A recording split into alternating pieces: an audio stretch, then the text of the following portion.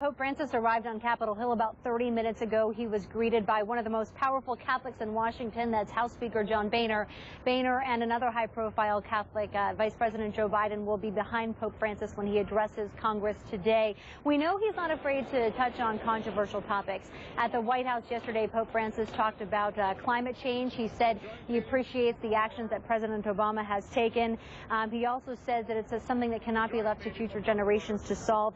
Pope Francis also encouraged Americans to welcome refugees and immigrants, saying that they can enrich our country and enrich our churches. Right now, you probably can see House Speaker John Boehner welcoming everyone to the chamber. Both the House and Senate are there right now. We know at least 150 members of Congress are Catholic, but we've talked to people from all religions, and they're all excited to be here today to enjoy this papal visit, the first of its kind here on Capitol Hill. The Pope will speak in about 15 minutes, and even though he might touch on some topics that Republicans may disagree with him on, a lot of Republican staffers say they are welcoming the Pope, they respect him, and they're just happy that he's here.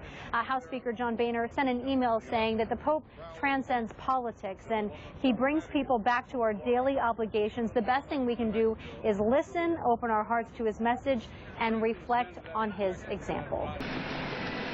Snow plows tried to clear roads in D.C., but it wasn't enough for some cars. We watched and helped as several drivers got stuck in the snow just a block from Capitol Hill. All right, nice job, guys. It was even worse in the suburbs. This video from 11 miles north in Bethesda, Maryland. No sign of a plow. Our colleague, who lives 25 miles away in Virginia, his town was buried under 32 inches of snow. In D.C., we caught up with federal employees who didn't have to go to work, but Boston native Emily Hurwitz still had a tough job ahead of her, digging out her car. Luckily, I don't have to go anywhere anytime soon, but I just figured I'd try to get a little bit of a head start in case it refreezes. This is the street I live on, 1 mile from the Capitol building. The plows have come through, but that's not good news for some people who left their cars parked on the street. These vehicles could be packed in for days. I'm not trying to get my car out, just trying to make sure it doesn't ice over. Leslie Cyphers moved to D.C. just 48 hours before the storm. So you just moved here Wednesday. Why? To get away from the snow in Boston. And now what are you thinking? I should have waited another week before I moved. She knows it could be worse. Last year, her car got snowed in Boston for 2 months. In Washington, covering News That Matters, Kyla Campbell, Fox 23 News. Investigators just wrapped up a news conference a few minutes ago. They are preparing to search the gunman's home. Police say just before 7 a.m. Eastern, Flanagan shot 24-year-old reporter Allison Parker and 27-year-old photographer Adam Ward. The WDBJ news team was in the middle of a live interview when Flanagan opened fire. Parker and Ward died. The woman being interviewed was shot in the back. She underwent surgery and is in stable condition this afternoon. Investigators described Flanagan as a disgruntled former employee of the station. The local sheriff says it's obvious Flanagan was disturbed. He sent a lengthy fax to a TV network last night. It certainly goes to show where the gentleman's mind was the night before, or what was taking place there, that there was some forethought given as to the chain of events that would happen. We're learning more about the victims. Parker, the reporter, just moved in with her boyfriend, an anchor at the same TV station in Roanoke. Ward, the photographer, it was his last day on the job.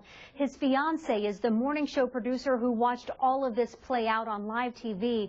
She is scheduled to start working at our sister station in Charlotte next month. Live in Washington, D.C., Kyla Campbell, Cairo 7 News. Sending a text or dialing a phone number using voice commands may take just a few seconds. Please say a command after the beep. But a new report from AAA says mental distractions can persist for as long as 27 seconds afterward. The statistics surprised driver Judd Smith. I didn't think it was that long. I thought it'd be done instantly. Even when we try to do them at seemingly safe moments like stop signs, red lights. Jake Nelson from AAA says drivers' attention doesn't immediately snap back to the road. The study showed that's true for drivers of all ages using hands-free technology. Everyone's driving performance gets worse. Our reaction times are slowed. Even going just 25 miles per hour while distracted is dangerous. The study found drivers traveled the length of nearly 3 football fields in 27 seconds. That's about the distance from where I'm standing now all the way to the Capitol building while distracted.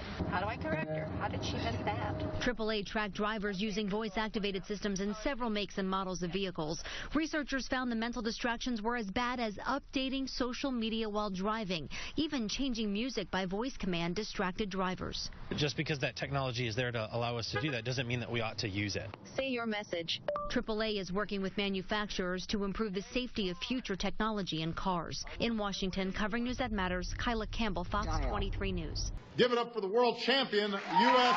Women's National Soccer Team. A storybook day for the U.S. women's soccer team meeting President Obama. 13-year-old Ayla Ludlow from Massachusetts gave the White House welcome. It makes me mad that people do not treat girls equally. Plus, a lot of girls are better at sports than boys. President Obama said Ayla had every right to be mad with those attitudes.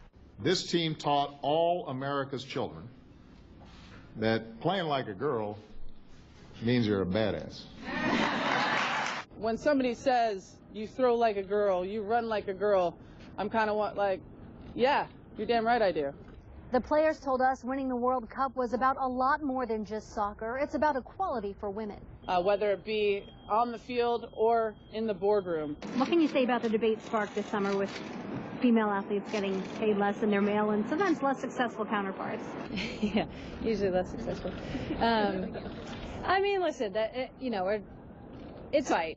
25 million people watched the Women's World Cup final match, the biggest audience in U.S. soccer history. Fans are now looking forward to the Olympics next summer. Winning is the standard. The U.S. women's soccer team has never won gold at the Olympics after winning the World Cup. Even more reason for these ladies to get it done.